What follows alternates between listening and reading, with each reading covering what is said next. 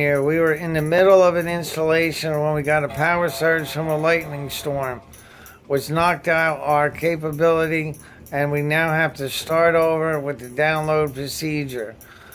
This is why, living in Florida, we use power strips to protect our instruments.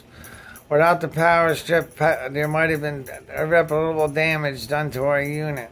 However, we do have the proper power strips, and they are very good power strips.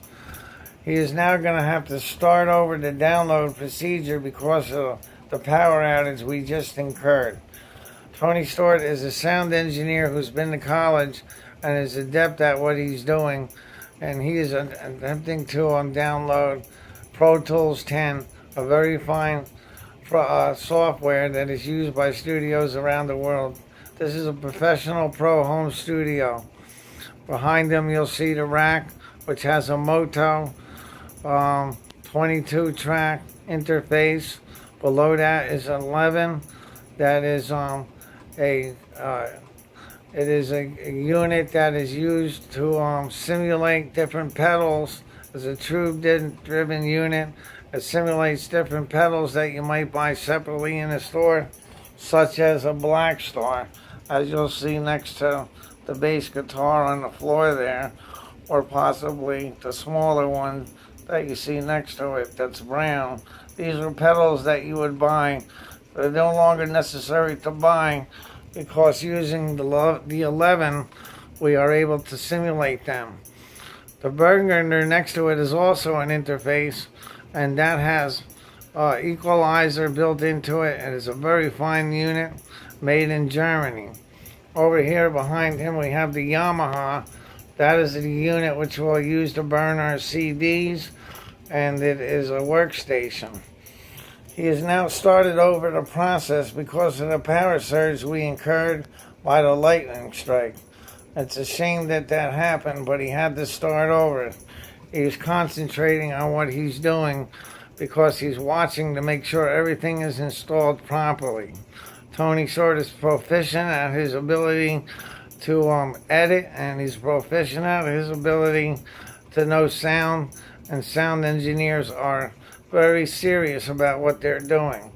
He's using the keyboard and reading everything that goes on. He has read the book on how to install Pro Tools 10, which needs to be done in a specific order.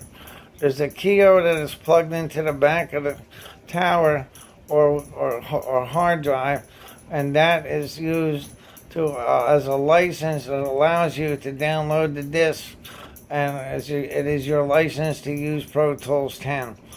And each disc is to be downloaded in a specific order in order for the Pro Tools 10 to work properly. If you look around the studio, we have a tour apart at this moment, but when we put it all back together, we will have Pro Tools 10 working, and we will have a new Apple computer running the operation. Again, like you look at the Black Star, or you look at the vintage tube-driven, I believe it's a Monster Overdrive. These pedals will be obsolete, as the 11 will take the place of all of these pedals. Tony is my engineer and friend. He is also my bass player. Me and him have known each other for about 3 years now, since I moved to Florida. We've come to know each other well, and we both have a love for music. He is helping me with my studio, and as we get clients, he will be in charge of editing, and he will be in charge of recording, where he is the one with the sound engineer and degree from a college. As we come around the studio, we have our album collection and other different types of amplifiers.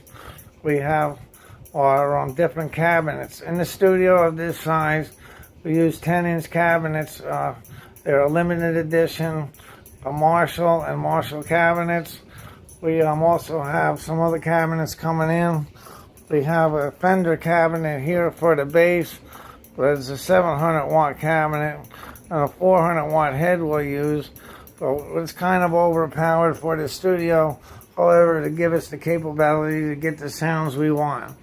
Tony is a bass player. He also is proficient at piano and org and keys, and he's also proficient at guitar.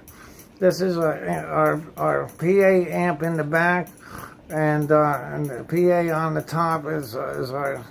These amps are what we will be miking our vocals through. We will also use them for different sound effects, and they are very good quality speakers, and they are very good quality PAs. We have an array of different guitars here at the Dragon Den Studios. This is the MIDI interface we'll be using when everything is connected. We have a digital sling-a-ling drum set I was able to purchase from Tony. Coming around, you see the stacks. We used to use reel-to-reel together when we first started recording together, and the reel-to-reel was fine and produced a high-quality recording. But now we're going digital with the Moto, and it will be more fun, and we'll also be able to maybe possibly get clients that are willing to come and trust that we have the ability to produce a high-quality recording.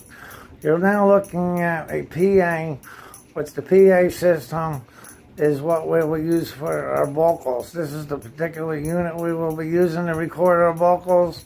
We use many microphones to record the vocals. The box on the top is where I keep spare cables. I have a JVC turntable. It's a very nice turntable, and I have a very extensive album collection, and I am running a radio station and today we had to take off because we have the cable guy here, and he's working on the internet. I'm getting the fastest speed possible for this area, which will be above 45, and it's a megahertz, isn't it? Yeah, megahertz. That is an Ignator tube amp. It is a very good tube amp, and 20 watts is a good size for this size studio.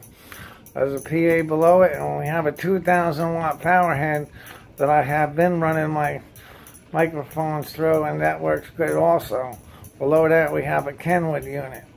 On the floor we have all different lightings, and we will be installing a light show in here, and it will add to my videos that I shoot, and for the shows that I put on the internet in this studio. I have the radio station, like I said. I also record songs. On top of this, you see another,